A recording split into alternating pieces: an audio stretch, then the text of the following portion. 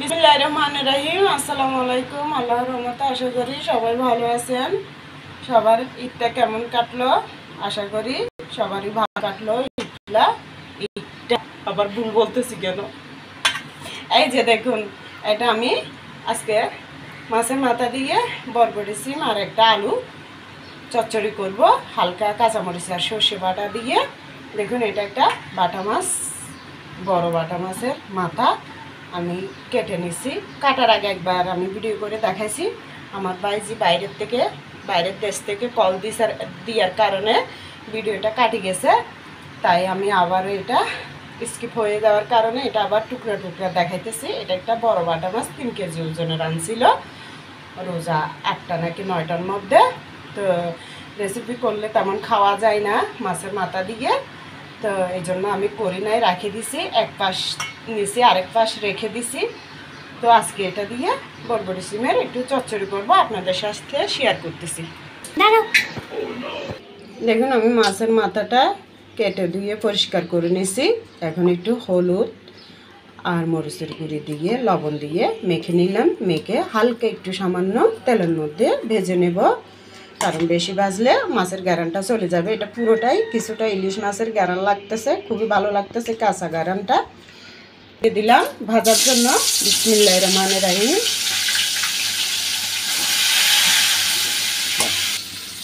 দেখুন, মাছের মাথাটা ভাজা হয়ে গেছে, আমি এবার তুলে নেব।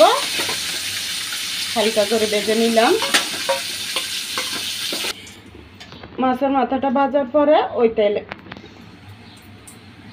ওই তেলে দিয়ে দেব পেঁয়াজ কুচি।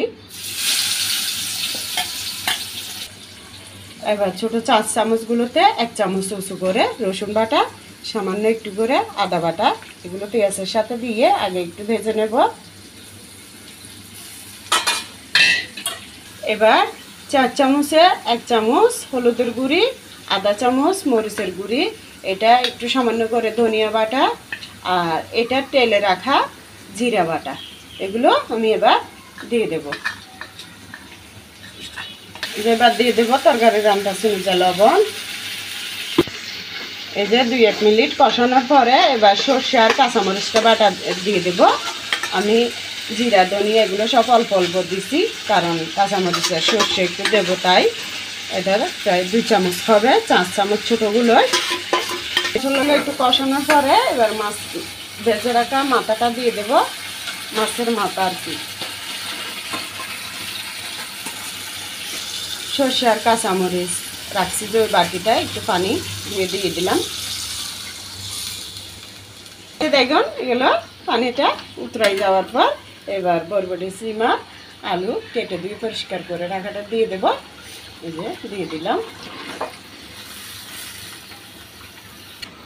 এবার এই ঝুলের মধ্যেই ভালো করে এগুলো কষিয়ে নেব।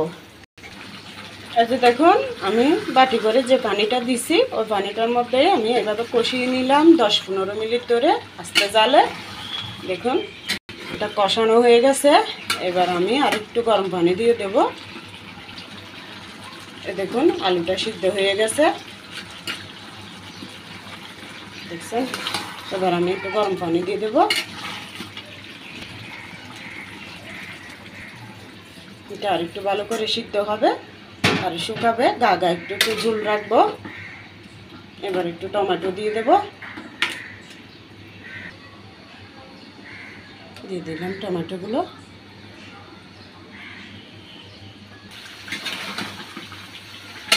এই যে দেখুন, তরকারিটা হয়ে গেছে। আমি এভাবে একটু হালকা ঝোল রাখবো, কারণ এখন বিকাল 4টা বাজতেছে।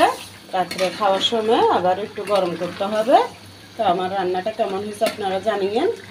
এভাবে ঝোল না রাখলে রাত্রে গরম করতে অসুবিধা হয়ে যাবে, গরম করলে রাত্রে আরও একদম গা হয়ে যাবে। এখনও তেমন ঝোল নাই, দেখেন সামান্য একটু ঝোল রাখছি, ওটা রাত্রে জাল দিলে। এখন তো সবার খাওয়া দাওয়া শেষ দুপুরে। তো কেমন লাগছে জানাবেন কমেন্টে। ভালো লাগলে লাইক সাবস্ক্রাইব করে আমার পাশে থাকবেন, আমাদের জন্য দোয়া করবেন। আমরা আপনাদের জন্য সবার জন্য দোয়া করি। ছোটো বড়ো সবাই ভালো থাকেন। আসসালামু আলাইকুম, আল্লাহ হাফেজ।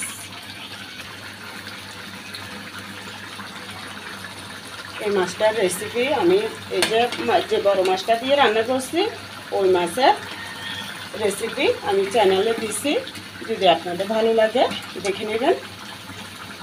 এটা অনেক বড় মাছ ছিল, 3 কেজি ওজনের। এখানেই আমার রান্না শেষ করলাম। আবারও আপনাদেরকে আল্লাহ হাফেজ বলে বিদায় নিলাম।